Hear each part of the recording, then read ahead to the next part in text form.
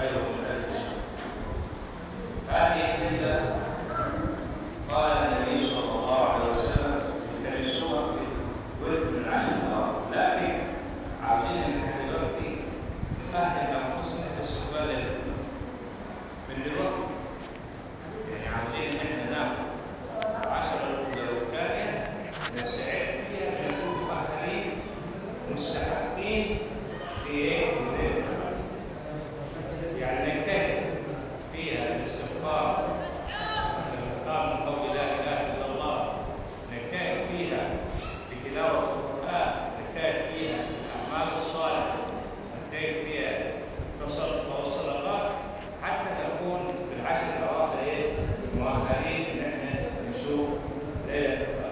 ليله القدر دي ليله جميله طبعا، مش الواحد بيحسها حسان، بس امتى؟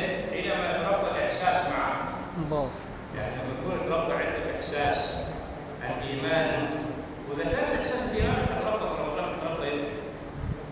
توحد الله. احنا فقدنا احساس الايمان كثيرا جد، يعني فقدناه فعلا، يعني الاحاسيس الايمانيه عندنا تبدلت تجمدت. ليه؟ لان عقولنا وقلوبنا مشغوله بغير ما وجدنا اليه او بغير ما كلفنا به. مش كده ولا ايه؟ كلنا بقى عقولنا وقلوبنا مشغوله بغير ما كلفنا به. اللي كلفنا به هو عباده الله سبحانه وتعالى، يعني طاعته في امره. مش كده ولا ايه؟ فالاحاسيس دي هي التي تشعر. والله العظيم واخد بالك اجمال جدا، واخد بالك عارف الانسان المؤمن يشعر ان صيام اليوم ده مقبول او مش مقبول. يا راجل يعني يعرف ان اليوم ده مقبول او مش مقبول. ليه؟ بالحس الايماني.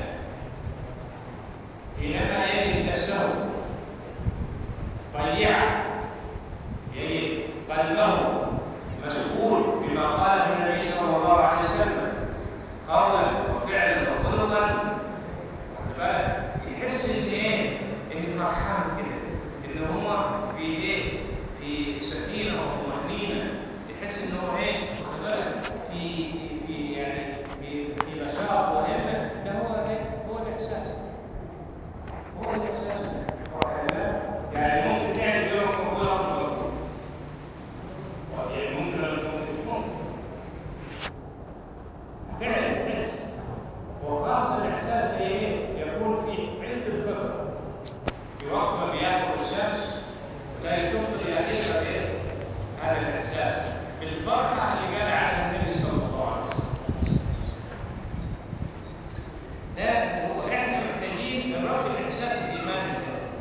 فالرب الاحساس الايماني في هذا الشهر نقطع علاقتنا وعوائدنا بالدنيا كلها. خلاص احنا دخلنا واخد بالك في عهد اخر او في زمن اخر او في وقت اخر غير الاوقات اللي كنا فيه. اكلنا وشربنا ولهونا وعملنا ولعبنا وعملنا وكل حاجه، دخلنا بسبب كل عباده.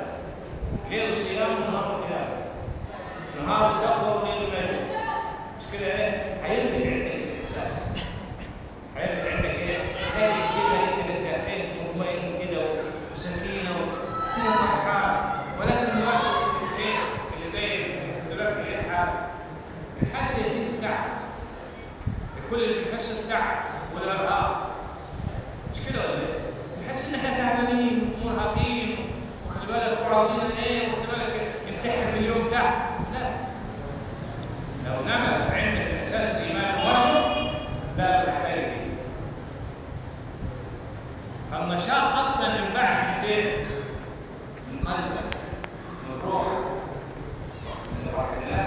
اذا علشان احنا يوم ما تيجي ليله القدر نبدا زي كامل عشان الناس ليله القدر ولا مش ليله القدر، هي ولا مش هي، والثاني ولا هي والثالث ولا هي، وندخل في مع طب انا عندي نفسي دلوقتي عشان اجهز احساسي اني انا حينما ادخل العشر الاواخر ابقى هنا عندي الهمه والنشاط اني استقبل هذه الليله. وعندما تاتي هذه الليله ليله القدر تحس بالقلب، تحس بايه؟ تحس في حاجه غريبه، في طمأنينة، مش كده ولا إيه؟ يعني احنا دلوقتي لو قلنا إحساس إن عندنا يوم رمضان كده دلوقتي، اليوم بتاع رمضان زي اليوم اللي قبله، زي اليوم الشهر اللي قبله، ولا يختلف؟ لا، يعني كان في شعبان أو في رجب احنا في رمضان زي اليوم اللي قبله، ولا في إحساس؟ مش كده؟ في إحساس إن احنا فين؟ شهر رمضان. هذا الإحساس بس ضعيف وغير ومضمن كده يعني ايه؟ خلي بالك قلت لفظه كده واحد. احنا مش عايزين لفظه دي، احنا عايزين احساس الكامل. يعني احساس الايه؟ كامل. ولكن النبي صلى الله عليه وسلم كان يعني ست منهم شهر رمضان. تنافسوا فيه على فعل الخيرات، تنافسوا فيه على كون الخير، تنافسوا فيه على كون النساء، تنافسوا فيه على بذل المعروف، تنافسوا فيه واخد بالك على تلاوه القران حق التلاوه. فلا الموضوع. ولذلك الانسان حينما يعني تكون جوارحه مستضيئه بايمانه واقواله وافعاله منضبطه بعقيدته وتحركاته وسكناته بشريعته، يرجع الاحساس. لأن إيه؟ ولذلك حتى النبي قالها في الحديث: اتقوا فراسة المؤمن. قال إيه؟ اتقوا فراسة المؤمن فإنه يرى إيه؟ بنور مين؟ بنور الله، ويسمع بنور الله. مش كده ليه؟ شوف، اتقوا فراسة المؤمن. هذه الفراسة هي اللي احنا عاوزينها. يا رمضان عاوزين نعمل نشوف فراسة التنمية عشان لما ندخل على ليلة القدر اللي هي خير من 1000 شهر، اللي هتعودك على عمرك كل فم. ليلة القدر تعودك على عمرك كل فم، على المراقبة والأفعال اللي فكرت فيه، على المعاصي والحاجات البلاوي اللي عملتها، هتعودك على كله. يبقى من دلوقتي تستعد لليلة القدر. أوله رحمة راحة، أوسطه مغفرة يغفر بعضنا البعض، آخره عقب من الله وإدراك ليلة القدر. مش كده ولا إيه؟ فاجتهدوا. الذين جاهدوا فينا نعملوا ايه؟ نعملوا ايه صح؟ بأهديتهم. والذين جاهدوا فينا في مرضاتنا. مش كده ولا ايه؟ عايزين نجتهد، نتعب شويه